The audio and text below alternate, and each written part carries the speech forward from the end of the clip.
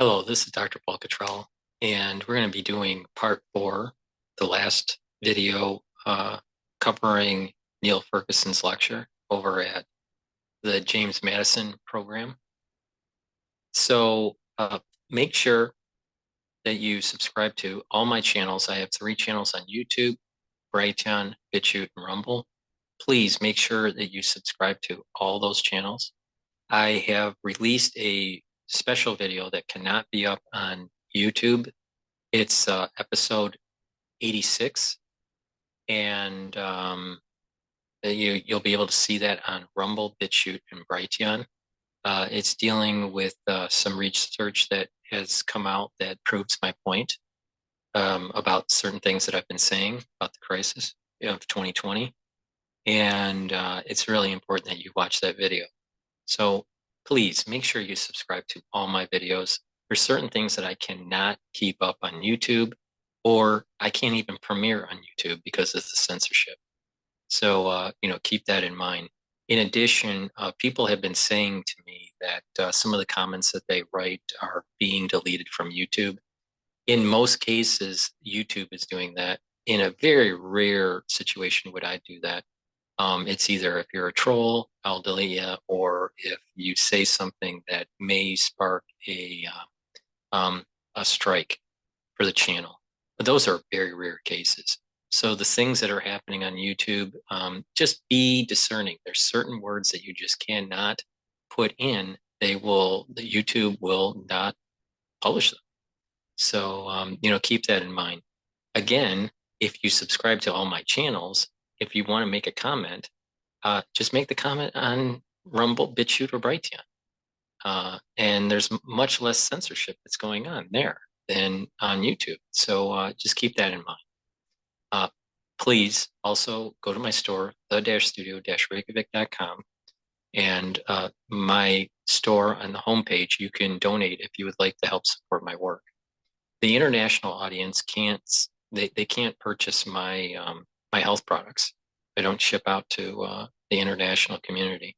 So a great way to help support my work is to donate or purchase my ebooks or my lectures. I have a lecture series on pulmonology that you can buy for $50. You get 22 lectures with PDFs and a video lecture.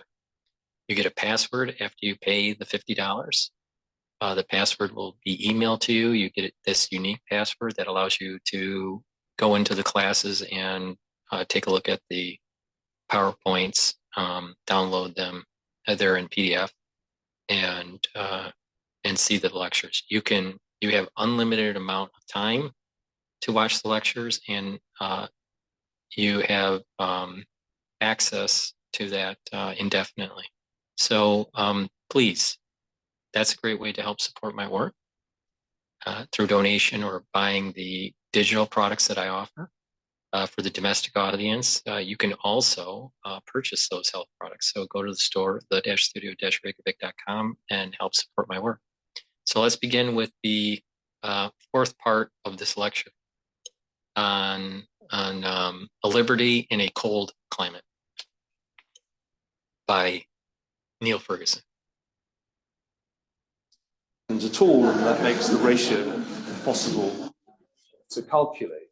You can see that there's quite a significant variance here. There really isn't a significant political skew in engineering, chemistry, economics, and in other professional schools, it's 5-1. But when you get into the humanities, classics, 27-1, sociology 44-1, English 48-1, you realize that something has changed and not for the better. One of the many paradoxes of our time is that those who talk most about diversity appear to have participated in an extraordinary reduction in at least the ideological diversity of the modern academy. On groups, subjects in this way, you can see the same skew. Humanities in particular have become, to an extraordinary extent, politically liberal.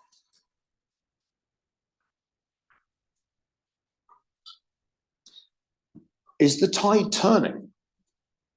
I know people who think that the resignation of Claudine Gay from the Harvard presidency represents a turning point. I don't believe it. And the reason I don't believe it is that regardless of who is the president of a given university today, a profound shift has occurred, and the further down one goes in the academic chain of command, the bigger the skew. So Eric Kaufman, who's recently moved to the University of Buckingham, did some fascinating work on academics by age, which was published just 2 years ago. My fear of losing my job or reputation due to something I said or posted online is a justified price to pay to protect historically disadvantaged groups. Amongst older academics, that is not a majority view, particularly those in their 60s. But if you ask people in the academic world aged 18 to 25 or 26 to 30, a staggering proportion of them believe that that proposition is correct. My fear of losing my job or reputation due to something I said or posted online is a justified price to pay to protect historically disadvantaged groups. In another survey, Kaufman and his researchers asked scholars in the US, the UK, and Canada if they would support a campaign to oust a dissenting academic if they expressed any of the following views. Diversity is negative, traditional parenthood is better. I mean, that's a really heretical thing to say, isn't it? That restriction of immigration was justified, that empire might be positive. Perish the thought that anybody could make such an argument here. That women and minorities lower performance, that support one on one, that would, and so if this is the composite measure. Now, what is really interesting about this is the skew when you compare the whole sample with the PhDs. So nearly half of the US and Canadian PhDs would support at least one campaign to oust an academic for holding those heterodox views. This is the problem, because this is the pipeline. It gets worse. In a survey, the same survey, Kaufman asked if people would openly admit to discriminating against right-leaning papers, grants, and promotions. And once again, the PhDs openly admit, a third of them, that they would discriminate against a right-leaning grant bid, against a right-leaning promotion application, and a quarter would discriminate against a right-leaning paper submission. Overt political discrimination is now a reality in American, Canadian, and to a lesser extent, British academic life. I've seen it myself. I've been a victim of it myself. And this is outrageous, because this is a new McCarthyism. Indeed, if one compares public attitudes today with public attitudes at the time of McCarthyism, Americans generally are more ready to censor themselves today than they were in the McCarthy era. Because what starts on campus spreads from the campus outwards, downwards into the high schools, and then the junior schools, forwards, outwards into the corporate world. We all live on campus now, Andrew Sullivan memorably wrote, now I think 5 years ago.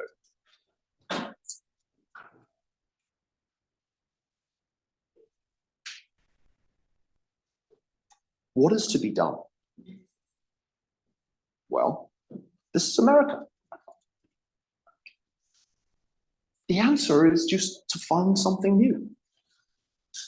That's what Thomas Jefferson did when his alma mater went, as far as he was concerned, woke. Great thing about Jefferson is that he just decided to start a new university, even though he had no money, the University of Virginia. If a nation expects to be ignorant and free, he wrote, it expects what never was and never will be.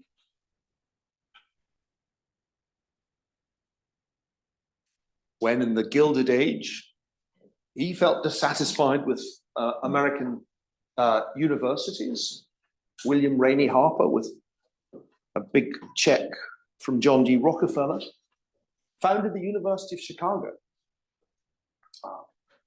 2 years, just 2 years after accepting the job of president of the new university, this was the scene as Albert Mitchelson gave his convocation address in front of the very hastily built Goodspeed and Gates Blake halls.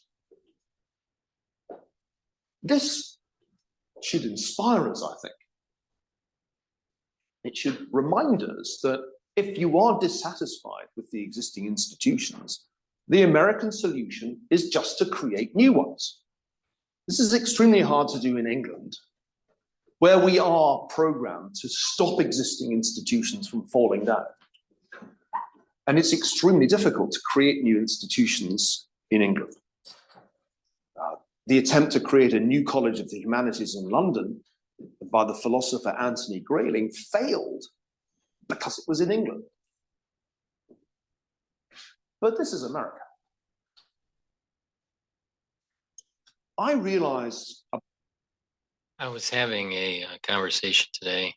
The code name of the person I was talking to was Bond Girl. And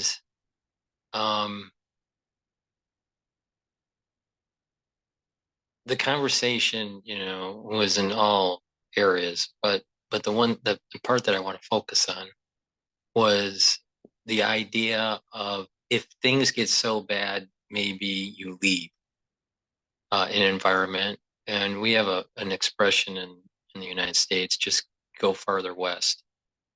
And if you don't like what's going on. The problem is in the United States, perhaps there's no more west to go to. That things have been built up, and maybe things have institutionalized to the point that one would have to find new fertile ground to be free. That was kind of the main thrust of that part of the conversation. Now, with Neil talking, he's going to be talking about this new endeavor with this new university in Austin, University of Austin in Texas. So he has the spirit of just go out west and start anew. But perhaps over time, in the near term, there's not going to be a west to go to that's new fertile ground, and that America is becoming institutionalized to a point where you may have some of the same problems that you have in other countries like England, or Germany or France. So that's something to ponder about. Is there enough? I guess the question is there enough west to go to, or is there the need to just find something new, a new continent, a new world? In many ways, colonizing, let's say, the moon or Mars is the next great American experiment, similar to the early settlers coming from Europe, landing on the East Coast in the new Americas, trying to eke out a new existence and leave behind the old existence from the old world. Something to think about. Please go to my store, the-studio-reykjavik.com, and get the structural nano silver lozenges and drops that I have. We're going through the spring season, and there's going to be allergens that you're going to be exposed to, and pollen. So to help to reduce that inflammation in your throat and to boost up your immune system, please go to my store and get the structural nano silver lozenges. I have Manuka honey in a 21 count lozenges. And I have also elderberry zinc in a 21 count. Again, these will neutralize pathogens, soothe your throat, boost up your immune system. I also have honey and lemon drops and blueberry drops in a 100 count. So please go to the store and stock up for your family. This will help to relieve that irritation when you're out and being exposed to antigens and pollen. That allergic reaction that you normally get in the spring will be reduced.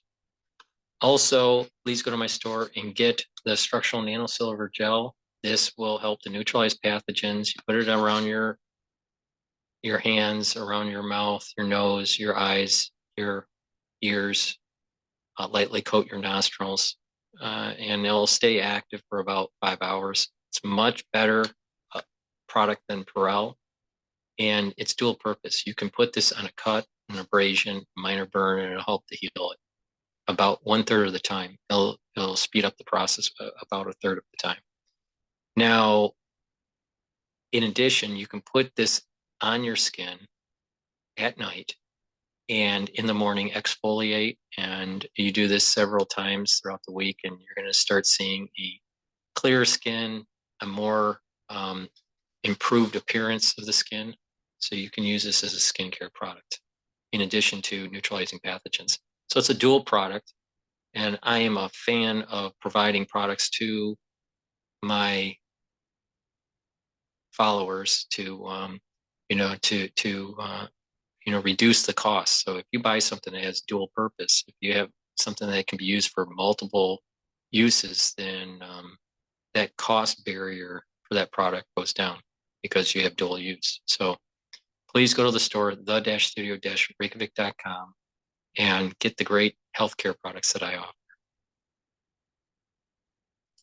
3 years ago, that I was deceiving myself if I believed that the established universities could be turned around.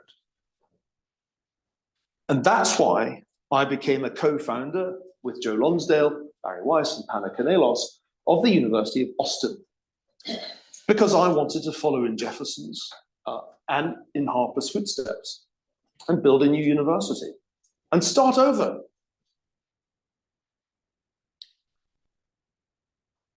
And this has been a very fruitful exercise from which I've learned a great deal. It forced me to ask the question, why? Why did all the established universities, including the ones where I had taught, why did they all succumb to these same pathologies? Why, in the end, is being an undergraduate at Chicago not really that different from being an undergraduate at Princeton or Harvard? And I came to realize that it must be explicable in terms of governance. There must be an institutional answer to the question, why all these universities, despite their very different origins, despite their very different structures, why they've all ended up in the same base. I just want to interject here. Yesterday, I saw a speaker at the Harvard Club. His name's Bob Woodruff. And he's the ABC anchor that had the traumatic brain injury during the Iraq War, while he was embedded in a unit that was going down a corridor that was hit by an IUD. He had a fascinating hour speech. You could see a little bit of his disability with aphasia, but he probably through a lot of therapy, speech therapy and physical therapy, performed his speech very well. And he's functional. He has a career still in journalism. And he talked about his whole arc, and and people would say, how's this parlay into what Neil Ferguson is going to be talking about with corporate governance and stuff, and this wokeism that's in these universities now. Well, the audience obviously were Harvard alumni, but the very first question that was asked when it went to Q&A was it was an individual that stepped up and started complaining about how mainstream media isn't talking enough about the convictions that have been taking place and these indictments that are taking place with Trump, and how it was the questioner put it in the vein that Orange Man is bad. He didn't use those terms, but it was obviously a super liberal that was anti-Trump. And to Bob's credit, he answered back, in a very middle of the ground, middle of the road response. And he was saying that back in the olden times, in broadcast, where it was the bunny ears on the TV and you only had 3 channels, that to get a license for the airways, you had to have about 15 minutes of news. And that was kind of a public service, kind of public service announcement kind of stuff. And that's how news basically starts in the 50s or so. And eventually, over time, it went from 15 minutes to about 30 minutes. Now, once cable came in, there was this kind of there was an increased polarization of news, because what happened was, in the olden days during the airway broadcasts, it wasn't so much news was about keeping the license, not so much profitability for the network, right? But now when cable comes in and you have a news station, it changes the dynamic of the business and how the revenue stream actually works. So with that, there was over time this realization that to get the eyeballs to go to the channel for that news, the more sensational it was, the more O.J. Simpson it was, the more Jerry Springer, the more conflict, the more arguing, the more viewership. And so news became more polarized. And so that's what we're seeing today. You have news organizations that take the polar opposites, and people gravitate to that. Fox will be more conservative and take up the polar opposite of, let's say, CNN or MSNBC. Now, sometimes they meet in the center, but when you look at most policies of discussion, they are of polar opposites that ends up very argumentative. And this generates eyeballs, which generates ad revenue. And they don't want a population that is meeting in the middle ground, because that's not profitable. They want people in fear or arguing. Now, I thought that was a very wise statement, that there is this, that the model, the business model of cable news is polarization, because it gets eyeballs. Now, who's at fault? The questioner was trying to fault, Trump is bad and the mainstream media isn't saying enough about how bad he is. But the reality is that who's at fault? It's not the mainstream media. And of course, there is the Smith modernization that's taking place, where there's collusion between the government and the news networks. But there's also, the blame is also in the actual audience. that our desire to see Jerry Springer, our desire to see conflict and some sort of wrestling match, between talking heads, pundits, political pundits, because there's such a desire from the population to see that. It's not the news network that's at fault. It's really the population. It's the demeanor of the population. It's the psyche of the population. Because if you stop watching the polarized news, the news will have to reconfigure and become less polar. So we have the power through viewership to change the dynamics of news. But of course we won't, and we'll still gravitate to the O.J. Simpson, sensationalism, the Jerry Springer sensationalism, because that's in general, people are shallow. It's sad, but we're seeing this. It's like the person that was asking the first question last night in the lecture. It was just such a polarized, out of the gate question. Orange man bad. Why isn't the mainstream media taking down Trump? Right? It's not about discourse about perhaps the government is going against Trump.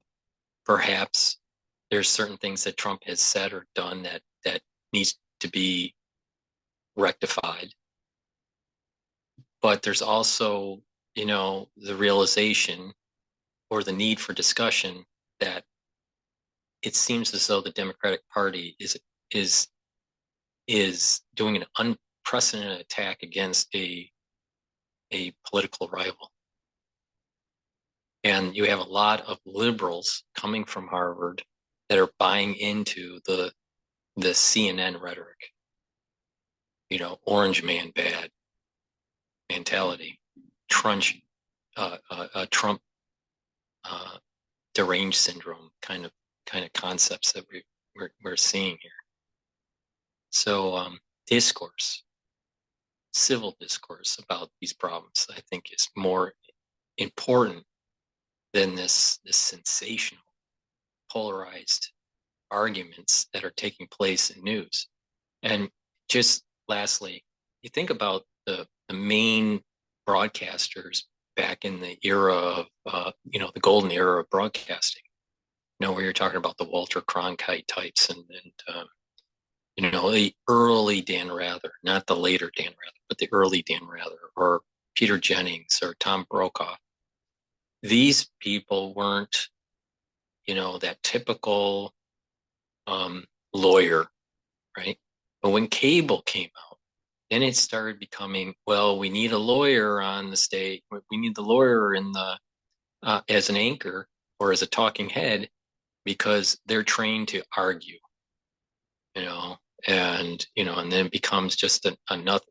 I find it very odd, at least in the United States. I don't know about in Europe or in the UK, but at least in the United States, these talking heads, majority of them are ex-lawyers. Well, that's problematic, because I'm not so sure that the society is best governed by lawyers. I don't think the society goes in the right direction. We need more engineers and more free thinkers and less lawyer types that are just about arguing a certain point. But it plays into the business model of the cable news. And this is a reason why almost every single talking head is tangentially tied to being a lawyer, either an ex-lawyer or a current lawyer, or went to law school or whatever, but we need more free thinking people that aren't so biased. Now, we all have our individual bias, but there's people that can somewhat dial it down while others really dial it up.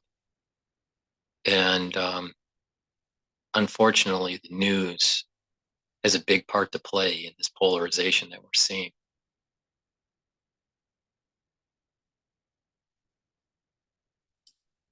situation.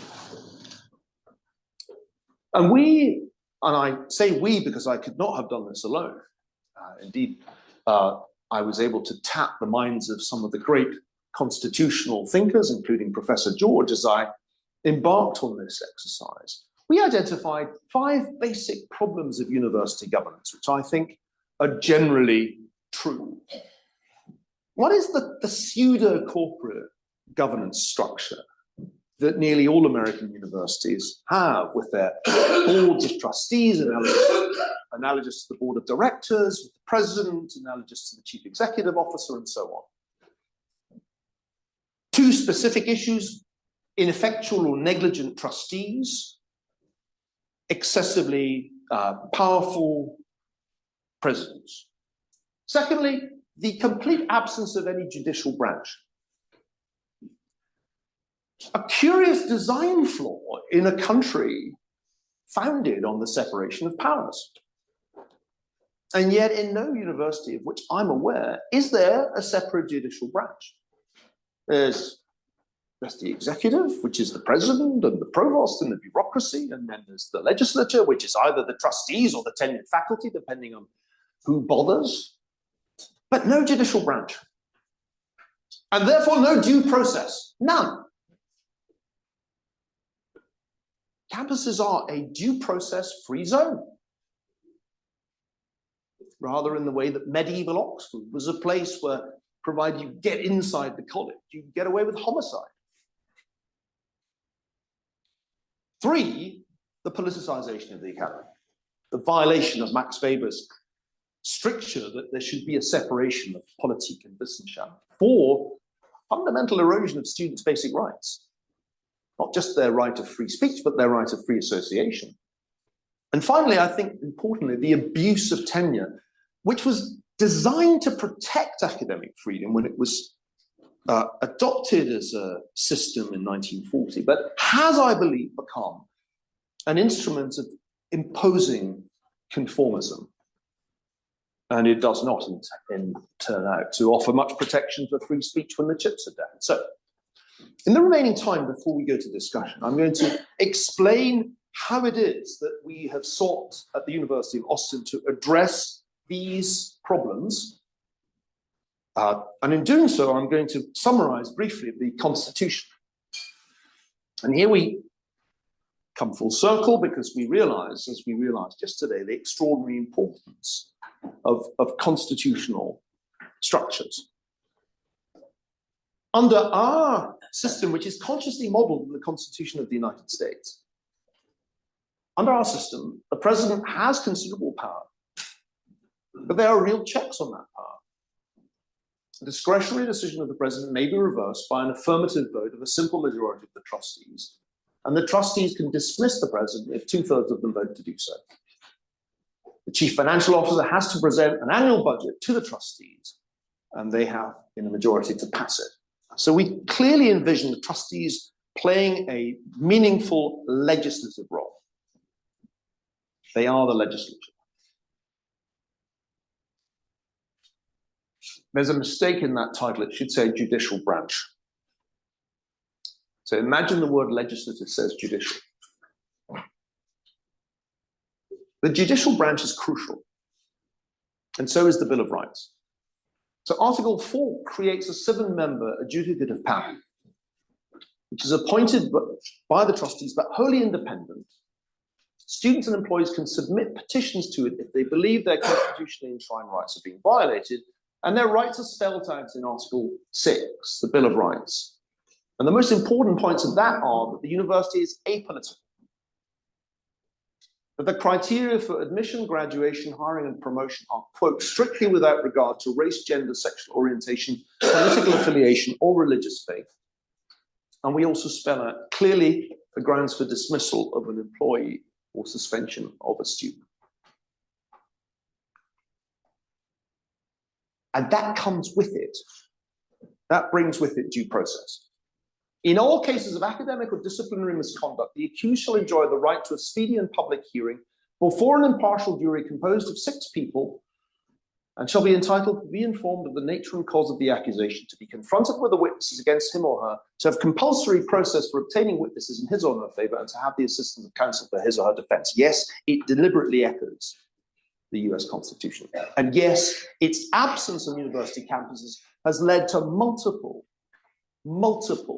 cases of wrong mistreatment, of indefensible punishments, of blatant miscarriages of justice. 3, we follow Max Weber. There is a clear separation between politics and scholarship. The University of Austin is prohibited as a corporate entity from expressing opinions on religious, political, or social issues, modifying its corporate activities to foster political or social change, or taking collective action except insofar as these activities are directly in the service of its mission. Everybody, from the trustees to the janitors, can advocate positions on religious, political, or social issues only in their capacity as private individuals and not in their official capacities as representatives of the university.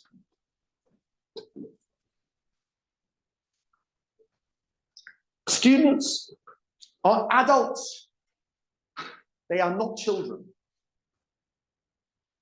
And students should have free speech and the right of free association. As at the Oxford Union, they should be able to create a debating society and invite whomever they like without the permission or endorsement of the university. So students are free to form voluntary associations or societies, and these associations are free to invite such outside speakers as they wish, so long as it's made clear that the invitation comes from the association and not the university.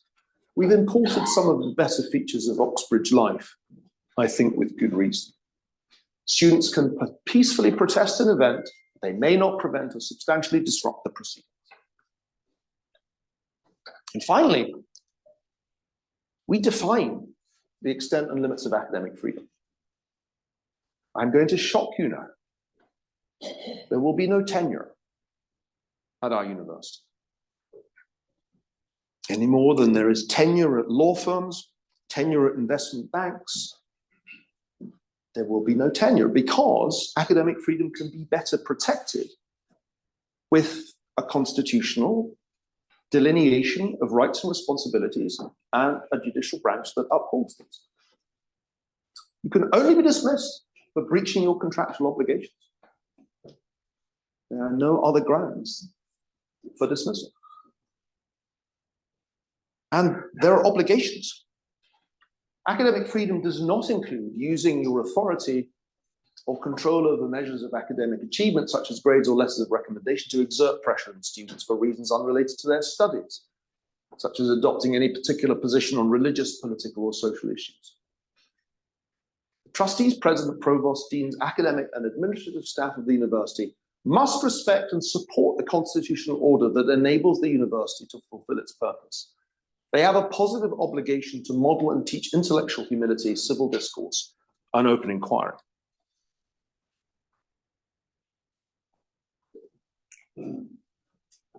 It seemed like the most vainglorious thing to draft a constitution.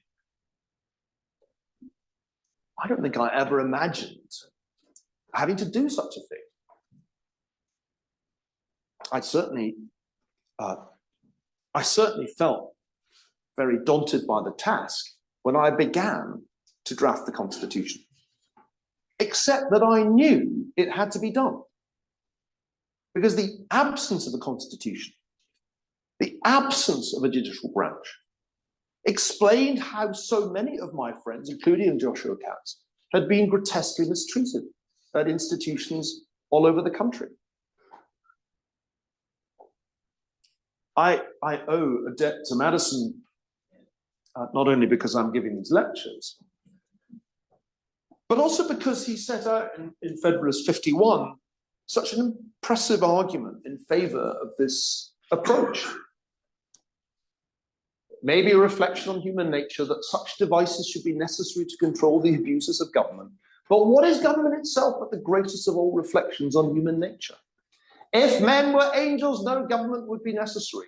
If angels were to govern men, neither external or internal controls of government would be necessary. In framing a government which is to be administered by men over men, the great difficulty lies in this. You must first enable the government to control the governed, and in the next place oblige it to control itself. Ladies and gentlemen, if that is true of a nation, if that is true of a republic, then it must also be true of a republic of letters.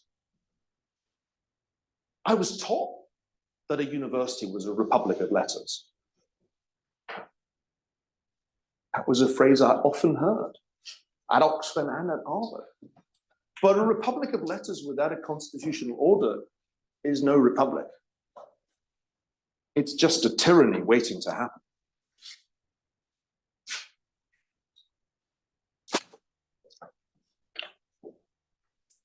We began with Hayek,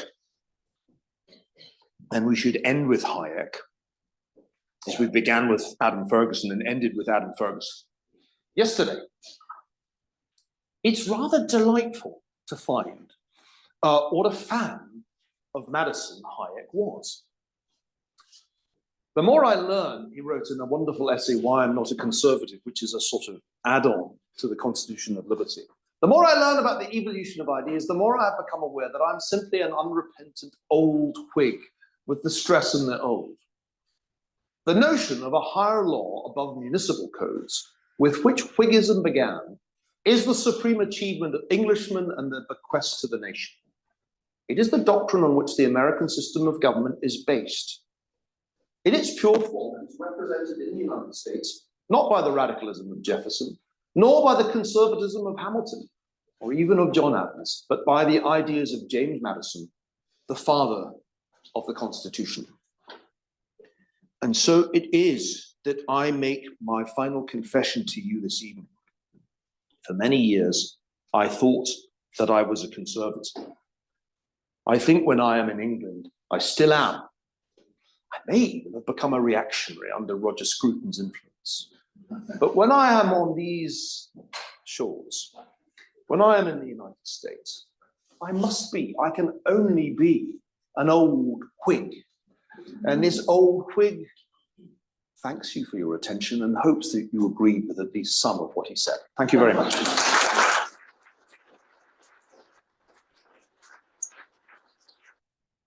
Before we go to the questions from the audience for that lecture, please go to my store, the-studio-reykjavik.com. The link is in the description of this video and all my videos. And please get the health products that I offer, such as the powdered probiotic. You mix this with your food or with water. I mix it with hummus in the mid-afternoon for my lunch. And you take it every day. There's a scooper in here. So you just take one scoop, mix it with your food, and that will help to provide the good gut biome that you need for proper absorption of nutrients and better metabolism. For the ones that are having problems getting a good night's sleep, please go to my store and get the Good Night Formula. This helps you to get into the 3 REM cycles that you need for consolidating memory and to detoxifying your cells. So please go to the store and get the Good Night Formula. If you're having problems sleeping, take it every night. And what will happen is you'll get into those 3 REM cycles. You'll be detoxifying your neurons. You're going to be detoxifying the rest of your cells in your body, your somatic cells in your body, and you will consolidate memory and reduce the chances of dementia, because there's a correlation between lack of sleep and early onset of dementia. Also, to improve your immune system, please go to my store and get magnesium and zinc. Take it every day. If you're not feeling well, take a double dose and it will boost up your immune system. And lastly, please go to my store and get the structural nanosilver liquid. You take a teaspoon of it a day, or if you're not feeling well, excuse me, that was untimed, I guess. But But please go to the store and get the Max 35. Take a teaspoon of it a day, and if you're not feeling well, take a tablespoon or two a day.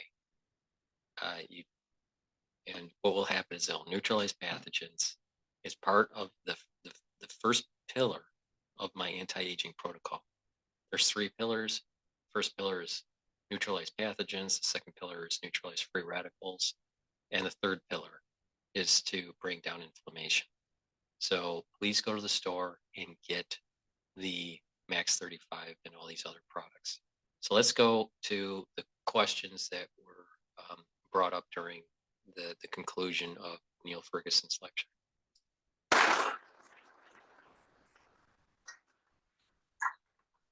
Right. Thank you very much, Neil.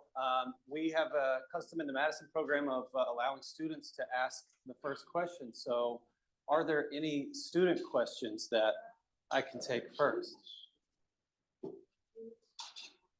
Oh, yes. No. Thank you so much. There's a microphone coming. Thank you so much, Professor Ferguson. My name is Nolan. I'm a junior in the history department here at Princeton. I'm also an undergraduate fellow of the Madison program. So I'm curious what you would say to all of us at the Madison program. What say you of experiments like ours, which is to say rather than construct an alternative to a university, we'll say within existing universities create structures that at least as much as we possibly can, I'm using we generously with apologies to Dr. Brooks, try to at least model some of the principles which you've outlined that underlie the University of Boston. Let 1,000 flowers bloom. No, we must do all of this. The only way that we will turn this around is with a concerted effort within the existing institutions, on their periphery, and with new institutions. Now, the new institution is indispensable. That's clear to me. It's indispensable because there needs to be a model that practices academic freedom and meritocracy. If that can succeed, then we shall begin to attract the talent. And that is as powerful a source of competition as there can be. But we also need the Madison program, as well as things outside the university structure like Wetherspoon, in order that at least some antibodies should exist within the Princeton bloodstream. And the same is true at Harvard and at Yale. It's true at Stanford too. Stanford's unusual because it has the Hoover Institution, which is a great deal bigger and richer than the Madison program. In an ideal world, every university would have a Hoover Institution. But it's, I think, impossible to create new Hoover institutions, though the donors have certainly tried. So the Madison program is, I think, the next best thing. The other thing that's necessary, though, is for you students, you undergraduates, to do your own thing, entirely autonomously, without Professor George, without Charlotte.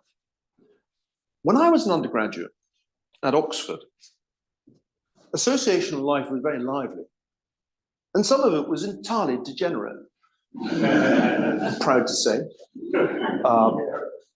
Because part of being an undergraduate is to be riotous. Jefferson's problem with the University of Virginia was that the students were entirely unruly, and it was really something of an animal house in its early years, UVA. But in addition to, just for the people that like the history of Harvard, maybe you don't, maybe you do, but unruliness was basically most of the student body, especially in the 1600s and the 1700s for Harvard. Animal house elements such as the Bullington Society and the notorious Piers Gaveston Society, there was the Canning Club. And the Canning Club, to which I was elected as an undergraduate, was an undergraduate-run discussion group named after conservative prime minister of the 19th century, George Canning, in which we, it was kind of absurdly pretentious, we would gather after dinner and read papers. And this society can trace its roots back a very long way, but it's entirely undergraduate run, and that is a good thing. Therefore, in addition to the Madison program, you should create a Hamilton club and do your own thing after dinner. I won't encourage you to drink; that would be irresponsible of me. But it certainly helped that we had wine at the Canning Club meetings. But I do seriously think we need an all-out effort to create new institutions, grow existing institutions. We must build new institutions because the old ones cannot easily be salvaged for the reasons I tried to show. It is a hard furrow you have to plow as a dissident in the academy today. We were unthreatened by social media. We had nothing but contempt for the academic left. We engaged in our battles in the library suggestions book because there was no internet. And I look back on those days with nostalgia because we didn't face the kind of threats that I think one faces today as a dissident student. But yes, be not afraid, as Pope John Paul said. Other student questions that you might have? One over there, I see. Oh, yes, please. Thank you, Professor Ferguson. My name is Kyle. I'm the first year. I understand one of the key parts of the University of Austin is these forbidden courses. And I'm interested in learning more. What are these forbidden courses and how will they be taught? The idea of having forbidden courses was really part of an experiment that we ran. Before we could even become an accredited university, we thought we could at least run some summer schools and make them open to current undergraduates around the country, indeed around the world, because people came from outside the US. And the idea was to teach classes that you couldn't find and wouldn't find at Princeton or at Harvard or at Stanford. And these covered issues that ranged from transgender rights. Kathleen Stock came and taught a course on that issue just after she'd been forced to resign from the University of Sussex. I taught a course on the difference between free and unfree societies. And I assigned readings that it would have been quite hard to assign without trigger warnings at Stanford, including Arthur Koestler's Darkness at Noon, which I'm sure is on the list of prohibited books by now, given Koestler's somewhat dubious track record in his private life. This was designed, as I said, as an experiment, market testing really, because it was obvious that if nobody turned up, we wouldn't really have a venture. The exciting thing was we had a huge number of applications and very high quality students came. And for 2 weeks, we had to hold in Dallas because we didn't at that point have any buildings in Austin. We taught courses that it really would have been very hard to get off the ground at the established universities. And I'll tell you, it was one of the most exciting and fulfilling teaching experiences of my career because the students were like the prisoners in Fidelio. They'd been let out into the fresh or free air, and they found to their amazement that they could say whatever they felt like saying with no downside risk. It was extraordinarily liberating for them. I've always taken that for granted, and it's got me into trouble. But they couldn't quite get over the fact that there was no downside risk to answering the questions that I was asking as best they could. It made me realize, incidentally, that we need a Chatham House rule in the classroom. And that will be part of the culture at Austin. Anything that's said in the classroom can't be attributed to anybody outside it. It's a really important rule because it makes the denunciation impossible, which is the classic pattern of the established universities. So Chatham House rule and no devices. no devices. Because I actually think we will need to go back to pen and paper wholesale because of the obvious plagiarism plague. I forgot to mention the fact that most of the scholars who rule the roost these days are frauds. It's going to be one of the most enjoyable aspects of 2024 as they're all exposed.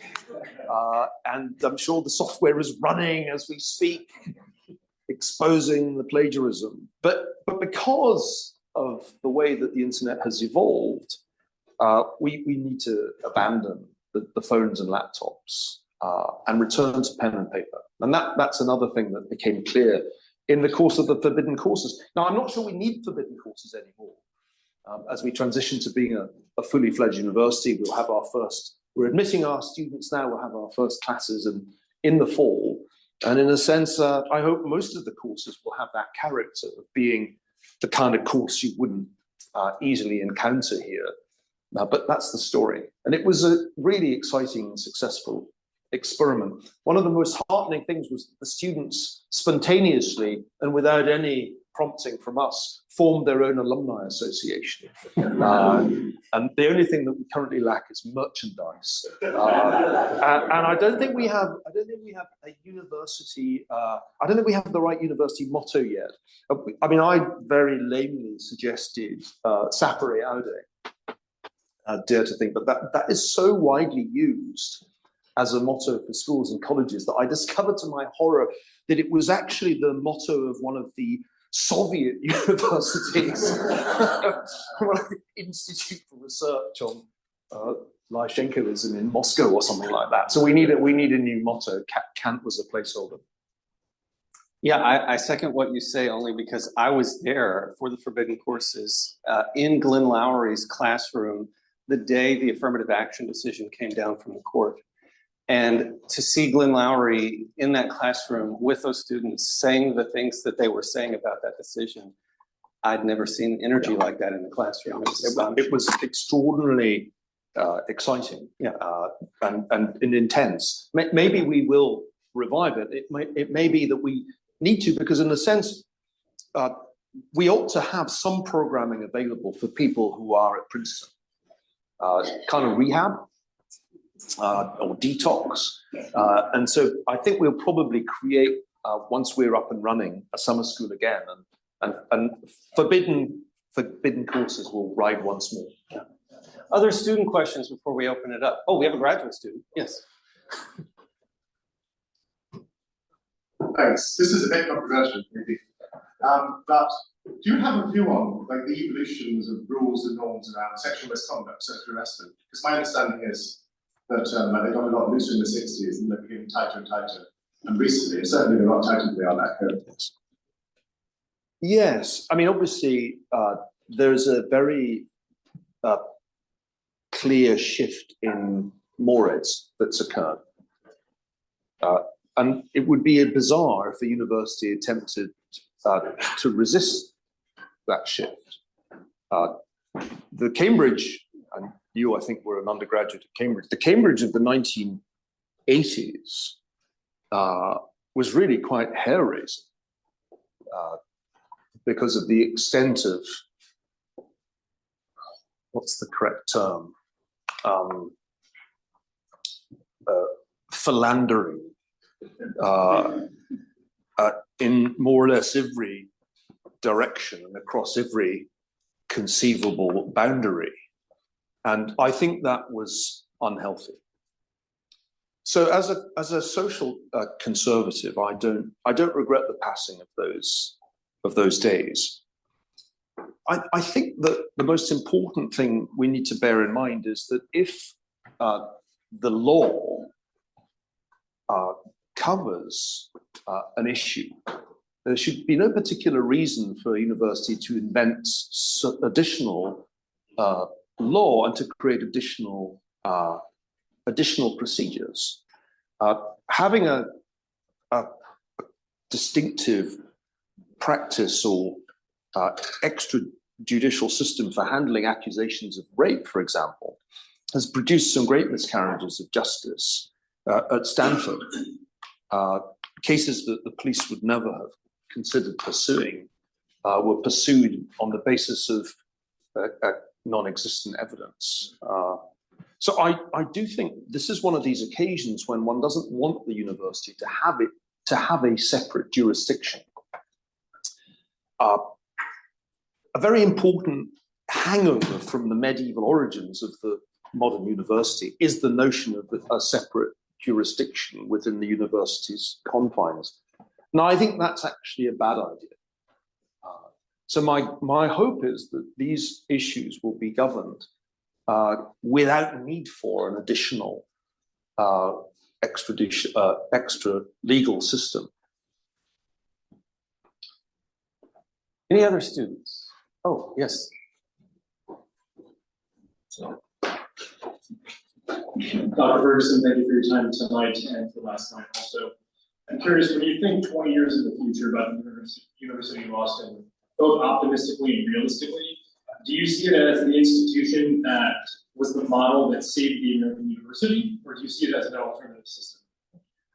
My hope is that it will be a part of a national and indeed international rescue operation that will require a network of aligned institutions to succeed.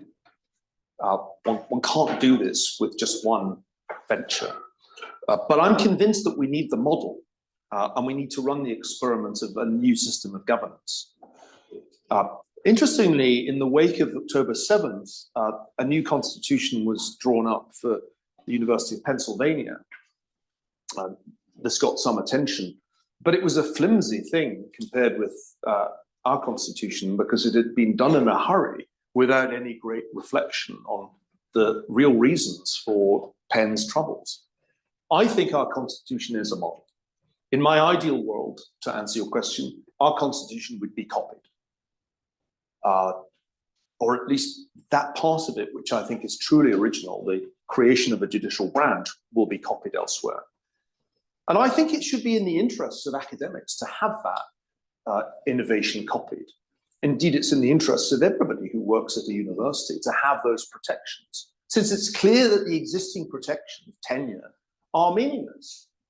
Whether one is fired or suspended without pay, as Roland Fryer was at Harvard for 2 years, what is the value of tenure? And what is the value of tenure if there's no due process and people can bear false witness and the Committee of Public Safety takes care of the rest? So I think it's in everybody's interests that something like this be adopted by the established universities. And if I were still at Harvard, I would be pressing for something similar to be done to constrain future presidents and future deans of the Faculty of Arts and Sciences. If we build a university that is different but remains isolated, we'll have failed. If it simply becomes a niche institution, then I think we'll have failed. There's a way in which we can overcome that risk, which I didn't touch on in the talk. And that is to project our content over the internet. One of the things that I've been preoccupied with for a quarter of a century is how to take high quality academic, scholarly content and communicate it to a wider audience. I mean, in truth, I'm not an elitist. I'm a man of the people. I must be, because I've done more television and I've written more Daily Mail op-eds than any other professor you will ever meet. And the reason that I do those things, the reason that I spent many a long hour making documentaries, was to reach the people who don't get admitted to Harvard or Oxford or Princeton or Yale. And it's hard to do. Many of the experiments in online education have failed over the last 25 years, including the company I founded in Oxford, Boxfind. Most of these experiments have not been successful. Massive open online courses were not really that successful. So we're still at the experimental stage of this.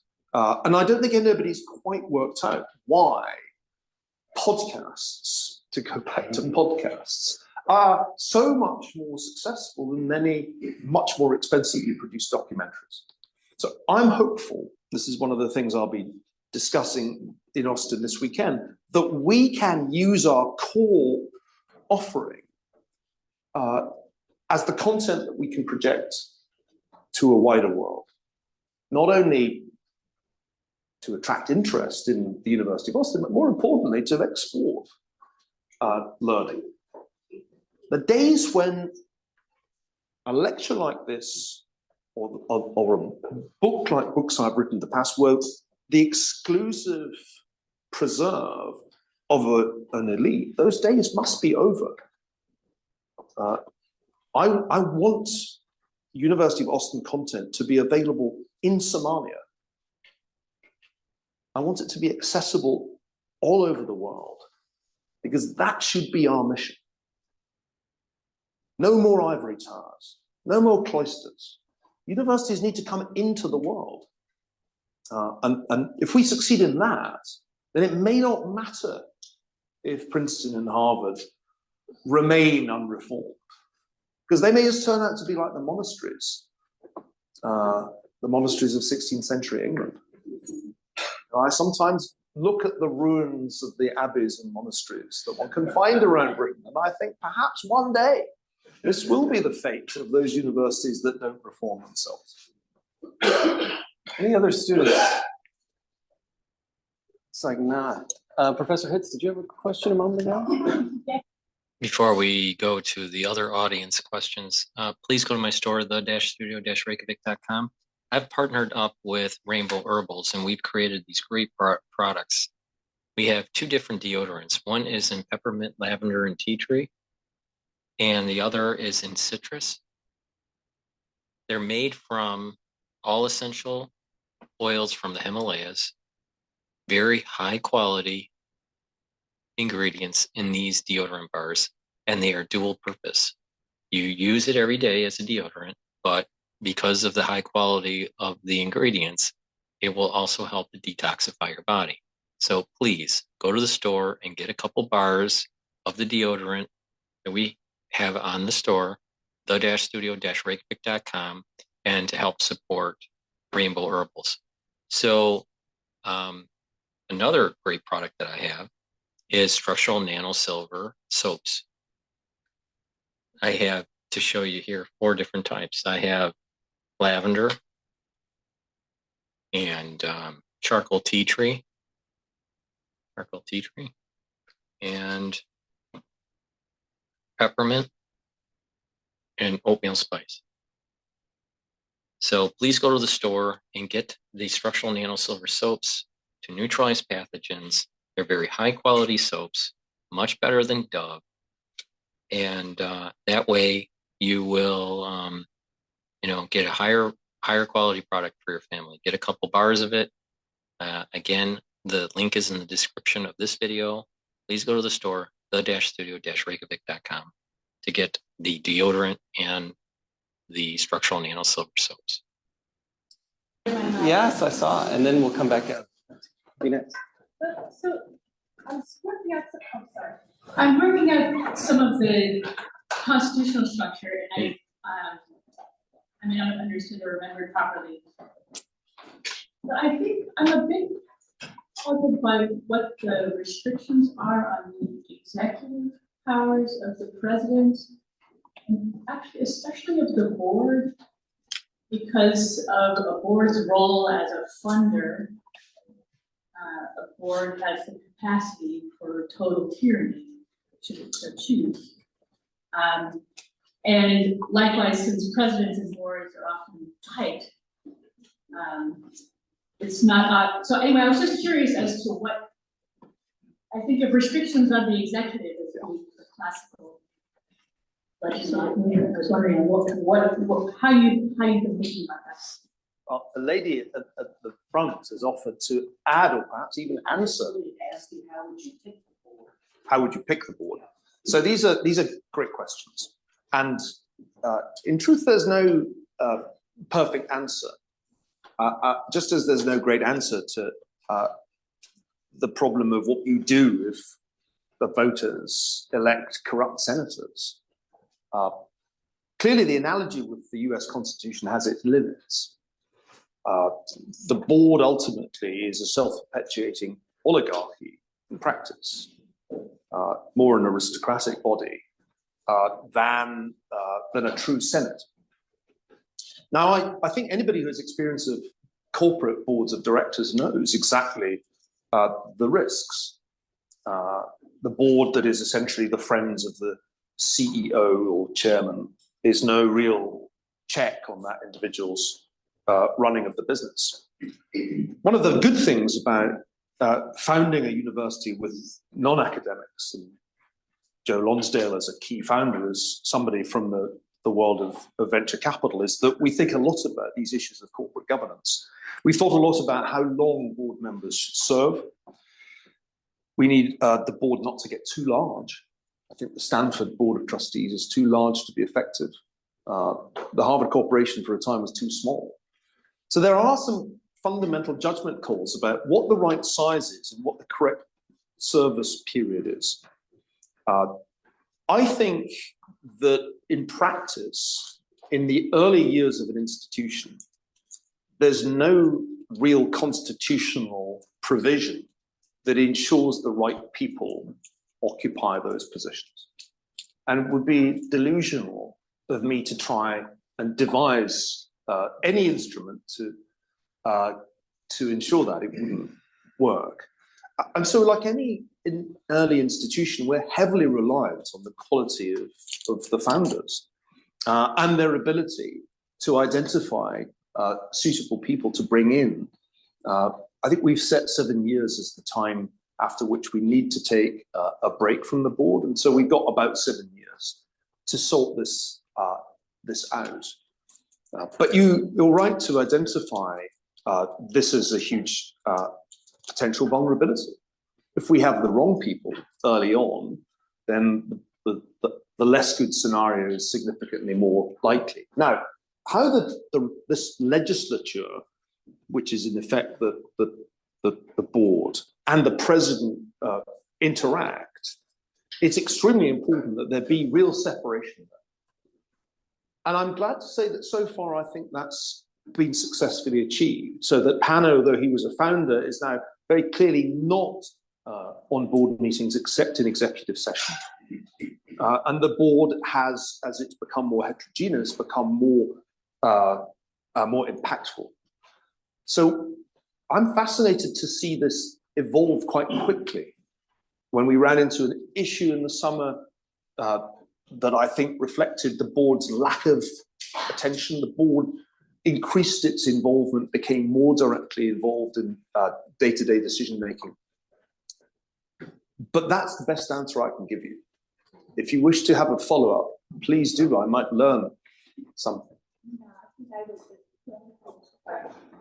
It's just because I think in the first part of your talk, you're reflecting on the character of American undergraduates and the character of professoriate faculty.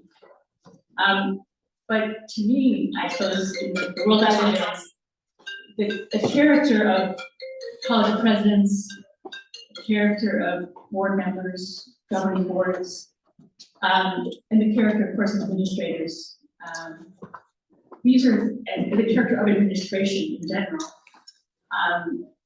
These are the things which concern me. So I suppose, yeah, if I could put the concern neatly, it would be something like you've addressed difficulties in character in the professoriate, but the other characters are left to their own.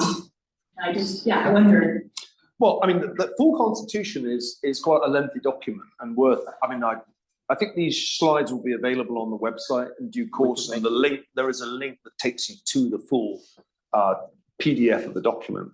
And I've spent more time than perhaps my presentation implied wrestling with this question of what do you do when presidents go rogue? Now, part of what has gone wrong in American academic life has been that presidents have, and I think this was especially clear in the case of the recent president of Harvard, have pursued political objectives in ways that were completely contrary to the spirit of a university.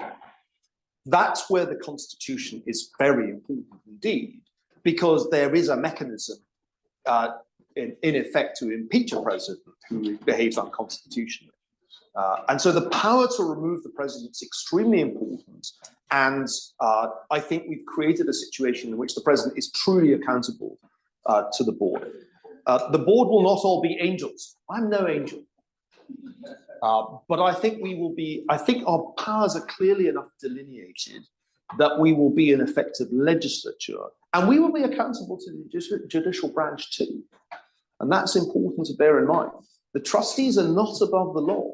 They are constrained by the Constitution too. And if the trustees were to engage, for example, in political activism, they would be accountable. And an undergraduate could say, I deem that unconstitutional. I petition the adjudicative panel because Ferguson has violated an article of the Constitution. And that doesn't exist anywhere else. Please. Yeah, sure. Good. Right here. So I very much in the spirit of with $1,000 bloom, I thought I could play devil's advocate and adopt the tired, naive, old voice of the elite institutions like Institute, Jefferson, radicalism. I'm a member of the Academic Freedom Alliance. I'm a parent of public school children. I'm a Protestant who likes constitutions and separation from corrupt institutions. So I believe, but help my unbelief, because I worry precisely the theme of institutions and incentives. Your radicalism is an extension of problems. It's an echo of the first question from the student, I think, with a twist. Because I think the debacle of the past few months has led to a loss of public zeal that, your theme from yesterday for higher education. Most of my family who didn't go to college now just believes, I think, the wrong things about at least Princeton. Conservative Princeton alums tell me they won't send their kids to Princeton because somehow we've become this avatar of progressivism. I think the threat at Princeton is probably less malice, woke suits, or nihilism, but a kind of McKinsey corporate culture takeover of the university, something I'm sympathetic with. Our protesters protest until their finance interviews or their problem sets are due. I mean, it's not a radicalism. According to the university, no one has been shouted down or denied speech at Princeton since 1970. Every day in my classes and my colleagues' classes, I just came from my Plato and Augustine class. I teach a big course on controversial topics, robust conversation, freely given.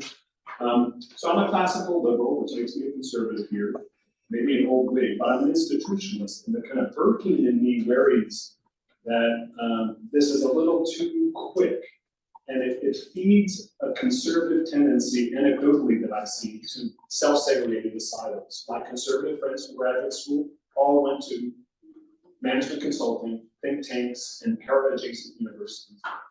Tenure is a long slog. There's a lot of bias. But I just worry that sometimes it creates a kind of impulse to segregate into new institutions rather than the long run. And just to put it pointedly, Austin can't compete with Princeton for resources, at least now. Maybe in the long run it will. And you need a lot of resources for a serious elite education in the sciences and humanities. So I'm also not sure how you're going to teach if laptops are banned in Somalia as well as in Austin.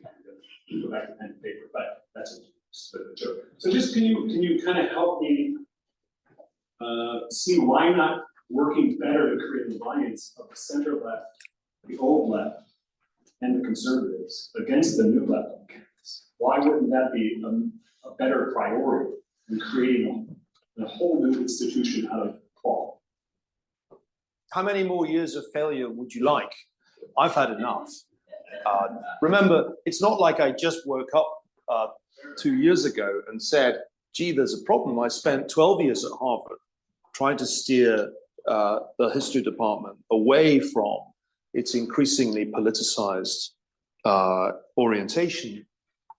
And I remember committee after committee in which these battles were lost, despite the attempts of classical liberals and old liberals and what was left of conservatives to work together. We just kept losing, and we kept losing because of the institutional skew that I've described, that the department was lent on bureaucratically, because the Faculty of Arts and Sciences increasingly imposed an agenda of diversity, equity, and inclusion, which ultimately led to racially biased appointments decisions. I don't think one can really plausibly in 2024 say, give the status quo a chance, because it's failed and it gets worse every year in all these institutions. Don't delude yourself. Princeton is not in a healthy state. Look at the Diversity, Equity, and Inclusion report, which just published, trumpets the imposition of a political agenda on this institution. No, the time has come for us to do as Harper did and create a new institution. Once upon a time, Chicago was as much of a startup as Austin today.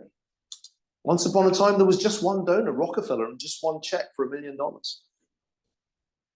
And I think the lesson of Chicago's experience, and then later Stanford's, is that in this country, you are a startup, and 10 years later, you are playing with the big boys. You think Ken Griffin is writing Harvard another check? Exactly. Do you think Len Blavatnik is writing Harvard another check? Are you telling me they're just going to stop writing checks and sit on the money? Don't underestimate. I mean, you want people to stop writing checks? I think these universities, the established universities, already are far too rich, and that is why they can afford vast bloated bureaucracies of the Title IX, diversity, equity, inclusion, and other officers, whose sole purpose appears to be to violate academic freedom as a professional activity. So, no, I think people should stop writing checks to the established institutions. I would have told them to stop writing checks to the monasteries in the 1530s. The time has come to spend the money in a way that will have impact. Now, most people engaged in philanthropy tell me they want to have impact. If you want to put money into Somalia, show me that it's going to have impact. Why do we have no such criteria when it comes to giving to institutions of higher education? Is it conceivable that an institution exists in the world that needs money less than Harvard University? How large do the hedge funds, the endowments, have to get? I mean, it's grotesque. And all of the money is put to bad use. The one reason that Oxford and Cambridge are still great universities is precisely that they don't have the money to create these bureaucracies. And so although they have a diversity, equity, and inclusion policy now, the wonderful thing is how few people will be available to do anything to enforce it. So Princeton and Harvard and Yale and Stanford all need less money. Instead of the giving pledge, wealthy Americans should have a taking pledge. Take away the money that you're giving to these institutions and give it to new ones where you'll have an impact, where the money will actually lead to some genuine change. The money that we've raised a substantial sum of money over the last 2 years, nearly $200 million, is not going to be used to build a bureaucracy. Most of the administration is actually going to be handled offshore, where we can do it far more cheaply. We will have as little bureaucracy as possible at Austin. And we are using the money in the first year to provide full tuition for the first 100 students over 4 years. They will have full tuition. Our goal is to attract talent. Talent is distributed right across this country, right across the income distribution. There's enormous talent that is wasted because elite universities spend more time looking for lacrosse players than looking for scholars in the inner cities. I can't describe to you how little I agree with what you have said. The complacency that afflicts these institutions is going to be their undoing. And their undoing, I hope, will come because we will build something newer and better. And very quickly, the smartest young people in America will say, you know what? I'd rather have 4 years in Austin than be able to speak my mind than come to Princeton and deal with the work bureaucracy, or in Stanford, where people can inform me if I'm seen reading some literature that is considered contraband. You know, the funny thing about universities is how very quickly they can become established. We forget the time when Chicago was a startup, when Stanford was a startup. Once upon a time, I suppose Princeton was a startup, hard though it is to believe. By Oxford standards, it was a startup. So I think one must be much more confident in the power of the United States to create new institutions and scale them. You know, academic life is characterized by powerful network effects. This is not well understood because people who study the history of universities don't understand network science. But one of the most amazing things that I was involved in the last 2 years was a research project on why history as a discipline swung to the left as it did. And the answer is a relatively small number of professors in a relatively small number of departments were responsible for massive production of PhDs and tenure-track professors. The University of Madison, Wisconsin had the highest output of future professional historians dating from the 1930s right the way through to the peak of hiring in the 60s and 70s. And it's amazing how quickly they were able to transform the historical profession and turn it into a homogeneously progressive profession. Just a handful of departments. And this is the thing that people underestimate. If that can be done in one way, it can be done in another too. The direction of travel can be changed actually by a small number of professors at a small number of departments at a small number of universities. And that, when I read that study, it gave me enormous hope. It made me realize that we could achieve much, much more with one university than I'd initially thought. Unfortunately, we're out of time. Neil, this has been extraordinary. Everybody, please join me in thanking. So that gives you the potential of change in America and maybe around the world. This idea of free thought, free expression, constitutional rights, not worrying about wokeism, not worrying about DEI and all these other peripheral things that are happening on the established campuses. And maybe, if we're lucky, we break the back of ultra-liberal policies and the progressive movement that's going on campuses and in the body politic today. Please go to my store, the-studio-reykjavik.com, and get the C60. I have it in coconut or avocado in 2 ounce, 4 ounce, or 8 ounce configuration. You take a full dropper of it a day, or take a teaspoon of it a day.